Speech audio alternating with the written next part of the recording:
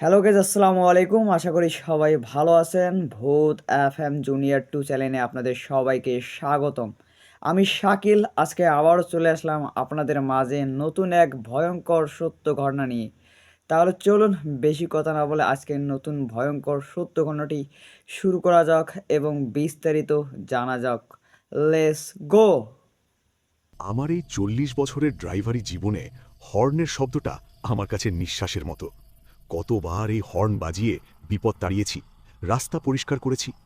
কিন্তু আমি এমন এক রাতের সাক্ষী যখন আমার গাড়ির হর্নটা আমি বাজাইনি, বাজিয়েছিল সে যে আমার পাশের সিটে বসেছিল, নিথর নিষ্প্রাণ হয়ে। আমার নাম আলম শেখ, বয়স ৬০-এর দোরগোড়ায়। এই স্টিয়ারিং হুইলটাই আমার জীবন, আমার রুটি রুজি। কলকাতা থেকে ব্যাঙ্গালোর, দিল্লি থেকে চেন্নাই, ভারতের এমন কোনো হাইওয়ে নেই যেখানে আমার এই পুরনো কিন্তু বিশ্বস্ত ট্রাকের চাকা পড়েনি। জীবনে অনেক কিছু দেখেছি, অনেক অভিজ্ঞতা হয়েছে, কিন্তু সেদিনের মতো ভয়ঙ্কর অবিশ্বাস্য অভিজ্ঞতা আমার আর কোনোদিনও হয়নি। কাজটা আমি পেয়েছিলাম ব্যাঙ্গালোরে, একটা অ্যাম্বুলেন্স কোম্পানির হয়ে, একটা লাশ কলকাতা পৌঁছে দেওয়ার। লাশটা ছিল এক বাঙালি যুবকের, নাম অনিক সেন, বছর ২৫-এর এক সফটওয়্যার ইঞ্জিনিয়ার। হার্ট অ্যাটাকে মারা গেছে। তার বাড়ির লোক চেয়েছিল তার শেষকৃত্য যেন কলকাতার মাটিতেই হয়। আমি অ্যাম্বুলেন্স চালাই না, কিন্তু আমার ট্রাকের পিছনে একটা এয়ার কন্ডিশনড কেবিন আছে, যেটা এই ধরনের কাজের জন্য ব্যবহার করা যায়। টাকার অঙ্কটা ভালো ছিল, তাই আমি রাজি হয়ে গিয়েছিলাম। নির্দিষ্ট দিনে আমি আমার ট্রাকটা নিয়ে সেই হাসপাতালের মর্গের সামনে গেলাম। অনেকের বাড়ির লোক, তার বাবা আর কাকা সেখানে ছিলেন। তাদের চোখে জল, মুখে গভীর বিষাদের ছাপ। তারা অনেকের দেহটা একটা সাদা চাদরে ঢেকে খুব সাবধানে আমার ট্রাকের সামনের কেবিনে ড্রাইভারের পাশের সিটটায় তুলে দিল। আমার খটকা লাগল। আমি বললাম, স্যার, লাশ তো পেছনের কেবিনে রাখার কথা। অনিকের বাবা কান্না ভেজা গলায় বললেন, না ভাই, ও আমার একমাত্র ছেলে। ও কোনোদিনও একা থাকতে পারত না। আমি চাই না ওর শেষ যাত্রাটুকুও ও একা একা যাক। তুমি ওকে তোমার পাশেই বসিয়ে নিয়ে যাও। ও যেন মনে করে ও ওর বন্ধুর সাথেই যাচ্ছে। তার এই অদ্ভুত অনুরোধটা আমি ফেলতে পারলাম না। আমার নিজেরও ওর বয়সী একটা ছেলে আছে। আমি অনিকের নিথর দেহটাকে খুব সম্মানের সাথে আমার পাশের সিটে বসালাম। তারপর সিট বেল্টটা ভালো করে লাগিয়ে দিলাম। আমি যাত্রা শুরু করলাম। রাত তখন প্রায় ৯টা। ব্যাঙ্গালোর শহরের আলো পেছনে ফেলে আমি অন্ধকারের হাইওয়েতে এসে পড়লাম। আমার মনে একটা চাপা অস্বস্তি হচ্ছিল। একটা লাশকে পাশে বসিয়ে প্রায় ২০০০ কিলোমিটার রাস্তা পাড়ি দেওয়া সহজ কথা নয়। আমি মনটাকে অন্যদিকে ঘোরানোর জন্য ক্যাসেটের রফি সাহেবের গান চালিয়ে দিলাম। গণ্ডগোলটা শুরু হলো শহর ছাড়ার প্রায় ঘণ্টা ৩ পর।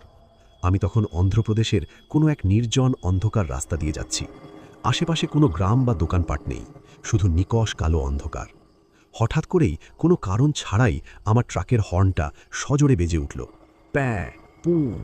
আমি চমকে উঠলাম। আমি তো হর্নে হাত দিইনি। তাহলে আমি ভাবলাম হয়তো কোনো যান্ত্রিক ত্রুটি, পুরনো গাড়ি হতেই পারে। আমি হর্নটা পরীক্ষা করার জন্য ওটায় হাত রাখলাম। হ্যাঁ, ঠিকই তো আছে। আমি ব্যাপারটা নিয়ে আর মাথা ঘামালাম না। কিন্তু মিনিট ১৫ পর আবার সেই ঘটনা, প্যাঁ পো। এবার আমার বুকের ভেতরটা ধরাস করে উঠল, পরপর দুবার। আমি আমার পাশের সিটে বসা চাদরে ঢাকা মূর্তিটার দিকে তাকালাম। সে নিথর, নিষ্প্রাণ। আমার কপালে বিন্দু বিন্দু ঘাম জমতে শুরু করেছে। আমি ক্যাসেটটা বন্ধ করে দিলাম। এখন গাড়ির ভেতরে শুধু ইঞ্জিনের শব্দ আর আমার হৃৎপিণ্ডের ধুকপুকানি। আমি নিজেকে বোঝালাম হয়তো স্টিয়ারিংয়ের ভেতরের কোনো তারে গণ্ডগোল হয়েছে, ঝাঁকুনিতে শর্ট সার্কিট হয়ে হর্নটা বেজে উঠছে। আমি ঠিক করলাম সামনে কোনো ধাবা পেলে গাড়িটা থামিয়ে ভালো করে দেখব। আমি যখন এইসব ভাবছি তখন হঠাৎ করেই হর্নটা আবার বেজে উঠল, কিন্তু এবার আর একবার নয়, প্যাঁ পো প্যাঁ পো প্যাঁ পো। একটা নির্দিষ্ট ছন্দে একটানা বেজেই চলেছে, যেন কেউ ইচ্ছে করে আমার সাথে খেলা করছে। আমার আর বুঝতে বাকি রইল না এটা কোনো যান্ত্রিক ত্রুটি নয়। আমার হাত পা কাঁপতে শুরু করলো। আমি স্টিয়ারিং হুইলটা শক্ত করে ধরলাম। আমি ভয়ার্ত চোখে অনেকের নিথর দেহটার দিকে তাকালাম। আর যা দেখলাম তাতে আমার ভয়ের, আতঙ্কের, বিস্ময়ের শেষ সীমাটাও আমি পেরিয়ে গেলাম। আমি দেখলাম সাদা চাদরটার নিচ থেকে একটা ফ্যাকাশে নিষ্প্রাণ হাত বেরিয়ে এসেছে। আর সেই হাতটা আমার ট্রাকের স্টিয়ারিং হুইলের মাঝখানে হর্নের ওপর রাখা।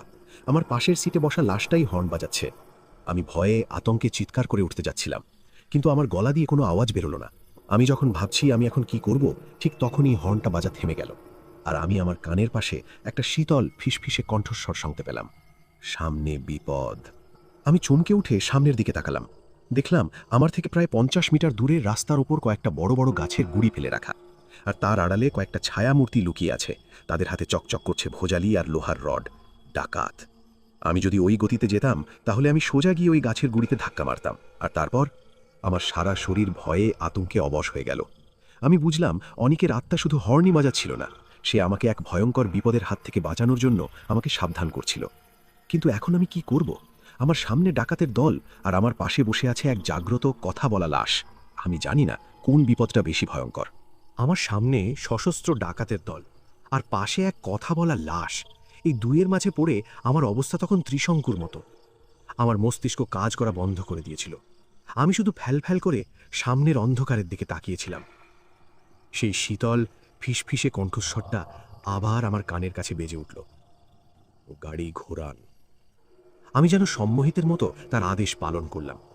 আমি আমার সমস্ত শক্তি দিয়ে স্টিয়ারিং হুইলটা ঘুরিয়ে একটা ভয়ঙ্কর ইউটার্ন নিলাম। ট্রাকের চাকাগুলো তীব্র আর্তনাদ করে উঠল। ডাকাতরা হয়তো আমার এই হঠাৎ পরিবর্তনে প্রস্তুত ছিল না। তারা তাদের আড়াল থেকে বেরিয়ে এসে আমাদের দিকে ছুটে আসতে লাগলো। আমি অ্যাক্সেলারেটরে আমার সর্বশক্তি দিয়ে চাপ দিলাম। আমার পুরনো ট্রাকটা যেন আজ নতুন যৌবন ফিরে পেয়েছে। সে ঝড়ের মতো উল্টো পথে অন্ধকারের দিকে ছুটে চলল। আমি রিয়ার ভিউ মিরারে দেখলাম ডাকাতরা হতাশ হয়ে আমাদের দিকে তাকিয়ে আছে। আমি প্রায় 1 কিলোমিটার চলে আসার পর আমার বুকের কাঁপুনিটা একটু কমল।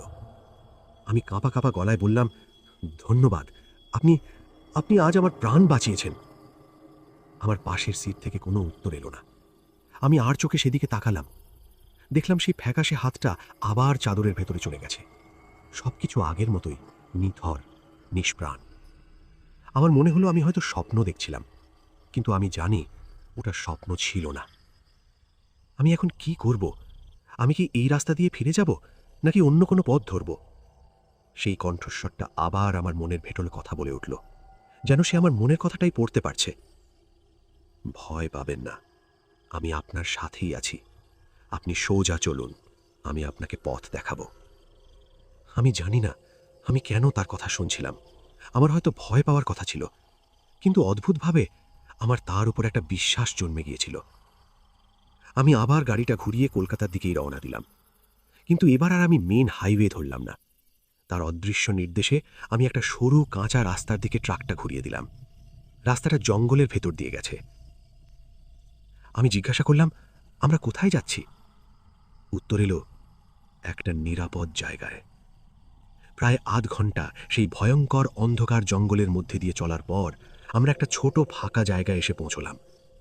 জায়গাটার মাঝখানে একটা পুরনো প্রায় ভেঙে পড়া শিব মন্দির, আর তার পাশে একটা ছোট মাটির বাড়ি। বাড়িটার সামনে একটা তুলসী মঞ্চ, আর তাতে একটা টিমটিমে প্রদীপ জ্বলছে।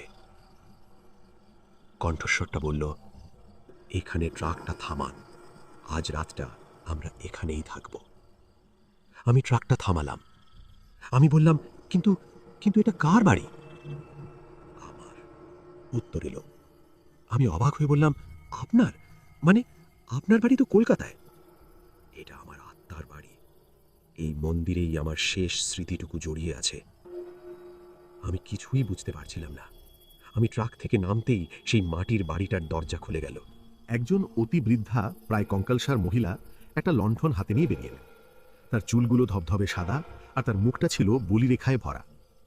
তিনি আমাকে দেখে একটুও অবাক হলেন না, যেন তিনি আমার জন্যই অপেক্ষা করছিলেন। তিনি আমার দিকে তাকিয়ে একটা স্নিগ্ধের হাসি হেসে ভাঙা ভাঙা হিন্দিতে বললেন, চলে এসেছিস বেটা, আমি জানতাম তুই আসবি, আয় ভেতরে আয়। আমি তার সাথে মন্ত্রমুগ্ধের মতো সেই মাটির ঘরের ভেতরে ঢুকলাম। ভেতরটা ছিল খুব সাধারণ, একটা মাটির উনুন, একটা খাটিয়া, আর দেওয়ালে কয়েকটা দেবদেবীর ছবি। বৃদ্ধাটি আমাকে খাটিয়ায় বসতে বললেন। তারপর তিনি আমার দিকে তাকিয়ে বললেন, আমার ছেলেটা খুব কষ্ট পাচ্ছে, তাই না রে? আমি চমকে উঠলাম। আপনার আপনার ছেলে? বৃদ্ধাটি আমার ট্রাকের দিকে দেখিয়ে বললেন, হ্যাঁ, ওই যে তোর গাড়ির ভেতরে শুয়ে আছে আমার অনেক। আমার গায়ের লোম খাড়া হয়ে গেল। তাহলে তাহলে এই বৃদ্ধাটি অনিকের মা? কিন্তু অনিকের বাড়ির লোক তো আমাকে বলেছিল তার মা বহু বছর আগেই মারা গেছেন। আমি বললাম, কিন্তু কিন্তু আপনি তো। বৃদ্ধাটি হাসলেন, একটা করুণ বিষণ্ণ হাসি। তিনি বললেন, হ্যাঁ বেটা, আমি বেঁচে নেই। আমি হলাম এই মন্দিরের রক্ষাকর্ত্রী, এক অতৃপ্ত আত্মা যে তার ছেলের মুক্তির জন্য যুগ যুগ ধরে অপেক্ষা করছে। আমার মাথা ঘুরছিল। এ কি ভয়ঙ্কর অলৌকিক জালে আমি জড়িয়ে পড়েছি। আমি বললাম, আমি আমি কিছুই বুঝতে পারছি না। অনেকের মৃত্যু তো হার্ট অ্যাটাকে হয়েছে, তাহলে তার আত্মা মুক্তি পাচ্ছে না কেন? Heart attack? বৃদ্ধাটি অট্টহাসি করে উঠলেন। তার সেই স্নিগ্ধের রূপটা মুহূর্তে অদৃশ্য হয়ে গিয়ে একটা ভয়ঙ্কর ক্রুদ্ধ রূপ বেরিয়ে এলো। তার চোখ দুটো জ্বলে উঠল। ওটা হার্ট অ্যাটাক ছিল না, ওটা ছিল খুন। আমার ছেলেকে খুন করা হয়েছে। খুন? হ্যাঁ, আর সেই খুনি আর কেউ নয়। বৃদ্ধার গলাটা ঘৃণায় ক্রোধে কাঁপছিল। তার নিজেরই বাবা। আমার পায়ের তলা সরে যাচ্ছিল। অনিকের বাবা? হ্যাঁ, ওই শয়তানটা। সম্পত্তির লোভে সে তার নিজের ছেলেকে ইনসুলিনের ওভারডোজ দিয়ে খুন করেছে, আর তারপর সে ডাক্তারকে দিয়ে হার্ট অ্যাটাকে মৃত্যুর মিথ্যে সার্টিফিকেট লিখিয়ে নিয়েছে। আর আমি সবটা জানি। আমি আমার ছেলের মৃত্যুর পর তার আত্মার সাথে যোগাযোগ করেছিলাম। সেই আমাকে সবটা বলেছে। সে বিচার চায়, সে মুক্তি চায়। আর তুমি, বৃদ্ধাটি আমার চোখের দিকে সরাসরি তাকালেন, তুমিই পারবে তাকে বিচার পাইয়ে দিতে। তুমিই পারবে ওই শয়তানটার মুখোশটা সবার সামনে খুলে দিতে। আমি আমি কিভাবে করব? তোমাকে ওই লাশটা নিয়ে কলকাতায় যেতে হবে, তিনি বললেন। কিন্তু তার বাবার কাছে নয়, তোমাকে যেতে হবে পুলিশের কাছে। তোমাকে আবার পোস্টমর্টেম করাতে হবে, তবেই সত্যিটা বেরিয়ে আসবে। কিন্তু তিনি বললেন, কাজটা সহজ নয়। অনিকের বাবা খুব প্রভাবশালী লোক। সে তোমাকে আটকানোর জন্য তার সমস্ত শক্তি প্রয়োগ করবে। সে হয়তো তোমাকে মারতেও চেষ্টা করবে। আমি স্তব্ধ হয়ে বসে রইলাম। আমার কাঁধে এক অমন ধরন্য দায়িত্ব এসে পড়েছে। আমি যখন ভাবছি আমি কি করব, ঠিক তখনই আমার ট্রাকের ভেতর থেকে আবার সেই হর্নের শব্দটা বেজে উঠল। প্যা পো। আমি জানি ওটা অনিক। সে আমাকে ডাকছে, সে আমার উত্তরের জন্য অপেক্ষা করছে। আমি জানি না আমি এই ভয়ঙ্কর লড়াইয়ে জিততে পারবো কিনা। আমি শুধু জানি আমি আর শুধু একজন ড্রাইভার নই, আমি এখন এক বিচার প্রার্থী আত্মার একমাত্র সারথি। অনিকের মায়ের প্রেতাত্মার কাছ থেকে সেই ভয়ঙ্কর সত্যিটা জানার পর আমার মনের ভেতরটা তোলপাড় হয়ে গিয়েছিল। একজন বাবা তার নিজের ছেলেকে সম্পত্তির জন্য খুন করতে পারে, এই কথাটা আমি কিছুতেই মেনে নিতে পারছিলাম না। আমার নিজের ছেলের মুখটা বারবার চোখের সামনে ভেসে উঠছিল। আমার বুকের ভেতরটা রাগে, ঘেন্নায় আর অনিকের জন্য এক গভীর করুণায় ভরে উঠছিল। আমি জানি আমি এক ভয়ঙ্কর বিপদের মুখে ঝাঁপ দিতে চলেছি। অনিকের বাবা মিস্টার সেন একজন অত্যন্ত প্রভাবশালী এবং নিষ্ঠুর ব্যক্তি। তার বিরুদ্ধে যাওয়া মানে মৃত্যুকে আমন্ত্রণ জানানো। কিন্তু আমি এটাও জানতাম যে আমি যদি আজ পিছিয়ে যাই তাহলে আমি নিজের কাছেই মুখ দেখাতে পারবো না। অনিকের আত্মা, যে আমাকে ডাকাতদের হাত থেকে বাঁচিয়েছে, তার সাথে আমি বিশ্বাসঘাতকতা করতে পারবো না। আমি সেই বৃদ্ধার, অনিকের মা, এর দিকে তাকিয়ে দৃঢ় গলায় বললাম, আমি রাজি মা, আমি আপনার ছেলেকে বিচার পাইয়ে দেবই। আপনি শুধু আমাকে বলুন আমাকে কি করতে হবে। আমার কথা শুনে তার ক্রুদ্ধ মুখটা আবার সেই স্নিগ্ধতার রূপ ধারণ করল। তার চোখে জল চিকচিক করে উঠল। তিনি বললেন, ভগবান তোর মঙ্গল করুন বেটা, আমি জানতাম তুই পারবি। তিনি আমাকে কিছু উপায় বলে দিলেন। তিনি বললেন, তোমাকে মেইন হাইওয়ে ছেড়ে জঙ্গলের ভেতরের পুরনো রাস্তাটা ধরতে হবে। ওই রাস্তায় লোক চলাচল কম, কিন্তু রাস্তা খুব খারাপ। আর আর ওই রাস্তায় আরও অনেক বিপদ লুকিয়ে আছে। কি বিপদ? ওই রাস্তায়, তার গলাটা কেঁপে উঠল, শুধু ডাকাতরাই নয়, আরও অনেক অতৃপ্ত ক্ষুধার্ত আত্মারা ঘুরে বেড়ায়। তারা তোমার মতো জীবিত মানুষদের গন্ধ পেলে তোমাকে ছাড়বে না। তারা তোমার প্রাণ শক্তি শুষে নেওয়ার চেষ্টা করবে। আমার বুকের ভেতরটা কেঁপে উঠল। তিনি আমার ভয়টা বুঝতে পারলেন। তিনি তার গলার একটা পুরনো তুলসীর মালা খুলে আমার হাতে দিয়ে বললেন, এটা তোমার সাথে রাখো। এটা আমার গুরুদেবের দেওয়া। এটা তোমাকে অশুভ শক্তির হাত থেকে রক্ষা করবে। আর তিনি বললেন, অনিক তো তোমার সাথেই আছে, সেই তোমার সবচেয়ে বড় রক্ষা কবচ। আমি তাকে প্রণাম করে তার কাছ থেকে বিদায় নিলাম। আমি আবার আমার ট্রাকে ফিরে এলাম। আমি যখন ড্রাইভিং সিটে বসলাম তখন আমার পাশের সিটে বসা চাদরে ঢাকা মূর্তিটার দিকে তাকালাম। আমার আর ভয় করছিল না। আমার মনে হচ্ছিল সে আমার ভাই, আমার বন্ধু। আমি ফিসফিস করে বললাম, চিন্তা করো না ভাই, আমি তোমার সাথেই আছি, আমরা একসাথে লড়ব। আমার কথা শেষ হতেই ট্রাকের হর্নটা একবার মৃদুভাবে বেজে উঠল, যেন সে আমার কথায় সায় দিল। আমি ট্রাকটা স্টার্ট দিয়ে সেই বৃদ্ধার দেখানো জঙ্গলের পুরনো কাঁচা রাস্তাটার দিকে এগিয়ে গেলাম। রাস্তাটা ছিল ভয়ঙ্কর, বড় বড় গর্ত, খানাখন্দে ভরা, দুপাশে ঘন জঙ্গল। হেডলাইটের আলোয় মনে হচ্ছিল যেন গাছের ডালপালাগুলো অজগরের মতো আমাদের দিকে তেড়ে আসছে। প্রায় 1 ঘন্টা চলার পর আমি প্রথম সেই বিপদের সম্মুখীন হলাম। আমি দেখলাম রাস্তার মাঝখানে একটা সাদা শাড়ি পরা মহিলা চুল খুলে দাঁড়িয়ে আছে। আমি জানি এরা কারা। এরা হলো নিশি। এরা তাদের মায়াবী রূপ দেখিয়ে পথিকদের ভুলিয়ে জঙ্গলের গভীরে নিয়ে গিয়ে তাদের প্রাণ কেড়ে নেয়। আমি বাসের গতি কমালাম না। মহিলাটি যখন দেখল আমি থামছি না, তখন সে একটা বিকট অমানবিক চিৎকার করে আমার ট্রাকের দিকে ছুটে এলো। আমি চোখ বন্ধ করে স্টিয়ারিং হুইলটা শক্ত করে ধরলাম। প্যাঁ পঁ, আমার ট্রাকের হর্নটা সজোরে বেজে উঠল। আমি চোখ খুলে দেখলাম সেই নিশিটা হর্নের তীব্র শব্দে যন্ত্রণায় ছটপট করতে করতে ধোঁয়ার মতো বাতাসে মিলিয়ে গেল। আমি হাফ ছেড়ে বাঁচলাম। অনিক আবার আমাকে বাঁচিয়ে দিল, কিন্তু আমি জানতাম এটা তো সবে শুরু। আরও প্রায় আধ ঘন্টা চলার পর আমি দেখলাম রাস্তার ধারে একটা বিশাল পুরনো বটগাছ, আর সেই গাছের ডাল থেকে অনেকগুলো ছায়ামূর্তি দড়ির মতো ঝুলে আছে। তারা সবাই আমার দিকে তাকিয়ে তাদের লম্বা ছায়াময় হাতগুলো দিয়ে আমাকে ডাকছিল। আমি জানি আমি যদি একবারও তাদের দিকে তাকাই তাহলে তাদের সম্মোহনে আমি জ্ঞান হারাবো।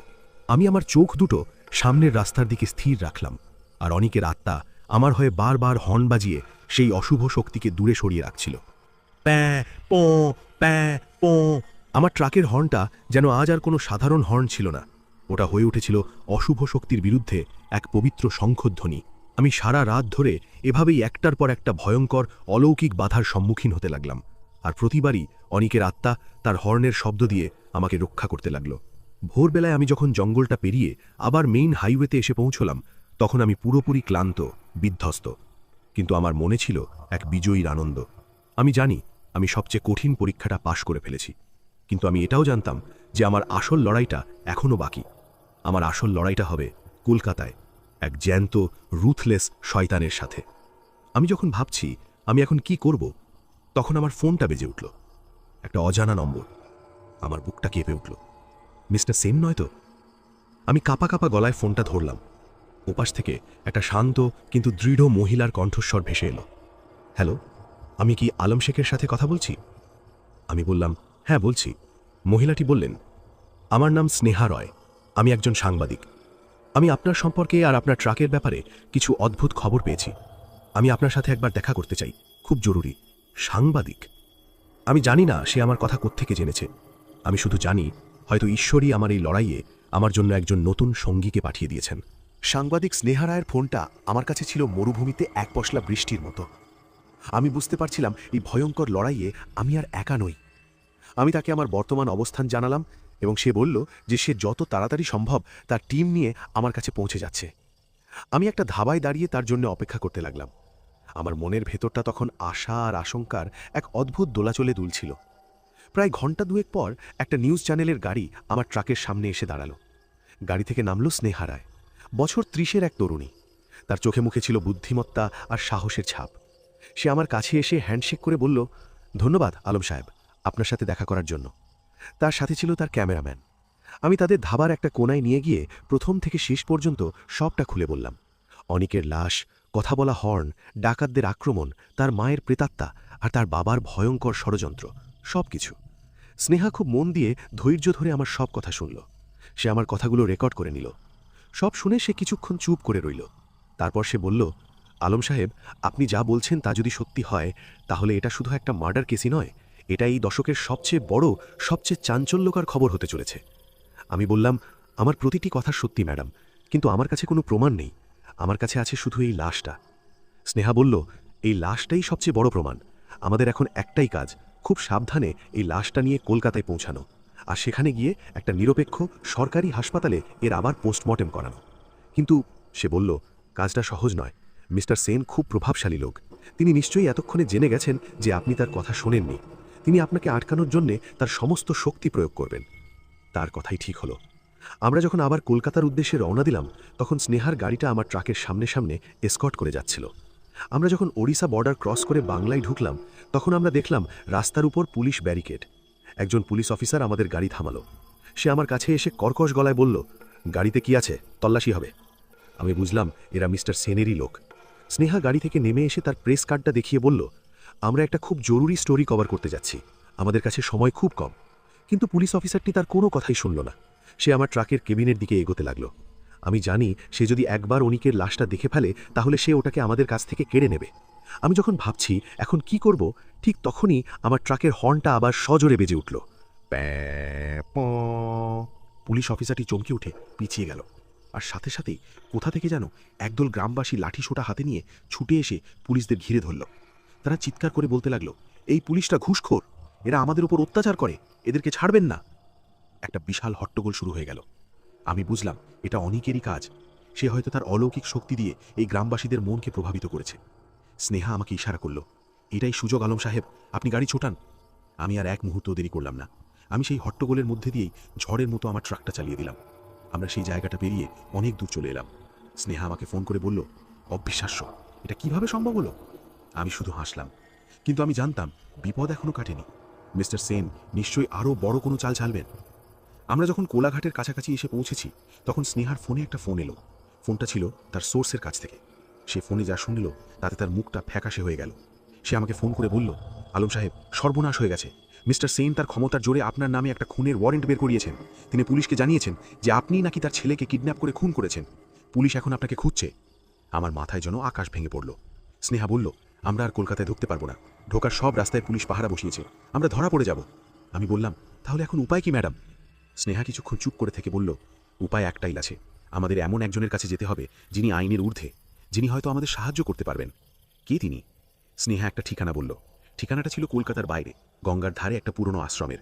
আমি জানি না সেখানে কে থাকেন, আমি শুধু জানি এটাই হয়তো আমাদের শেষ আশা। স্নেহার দেখানো ঠিকানা অনুযায়ী আমরা মেন হাইওয়ে ছেড়ে একটা সরু গ্রাম্য রাস্তা ধরলাম। আমাদের গন্তব্য ছিল গঙ্গার ধারে সেই রহস্যময় আশ্রম। আমার মনের ভেতরটা তখন এক রাশ প্রশ্ন আর আশঙ্কায় তোলপাড়। কে থাকেন ওই আশ্রমে, যিনি একজন প্রভাবশালী খুনির বিরুদ্ধে গিয়ে আমাদের সাহায্য করতে পারবেন?